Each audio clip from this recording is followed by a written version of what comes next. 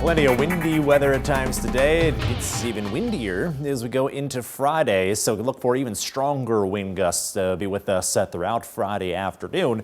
On top of that, we've got a warm Friday before things get a lot colder going into the weekend, so wintry conditions not done just yet. First up, though, a very spring-like end to February. We also have plenty of wind to contend with. Wind advisories from the National Weather Service in effect all throughout tomorrow afternoon and into the evening, so thanks to the National Weather Service for that. We are looking at gusts up to 50 miles per hour, just kind of highlighting here where and when we'll see those treacherous conditions, so definitely a difficult driving kind of day. Make sure you got two hands on the steering wheel. Watch out for anything that's blowing around in the road because of those strong winds during the afternoon. Overnight, we'll have fairly calm conditions like we've got right now up until around sunrise. Then conditions start getting breezy again. Temperatures staying warm, just above freezing during the overnight hours.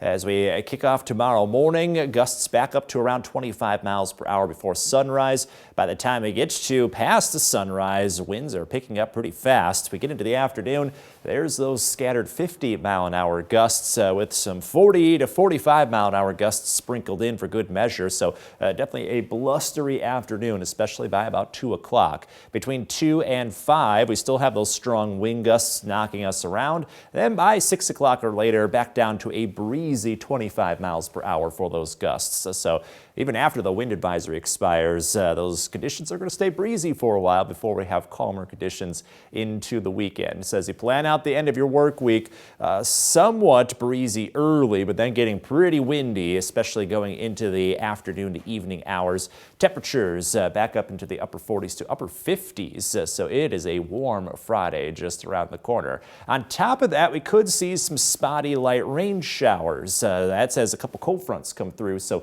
we will see not much for rainfall, but there could be a raindrop or two every so often. Drier into the evening hours and overnight. Some scattered flurries are possible as that colder air filters in, but no accumulation expected. We should have rather dry conditions throughout the majority of the weekend itself, but we're dropping like 25 degrees here, down into the low 30s for the start of the weekend, and then not much warmer for Sunday, but at least we got a lot of sunshine and we don't see the winds becoming too breezy over the course of the weekend itself.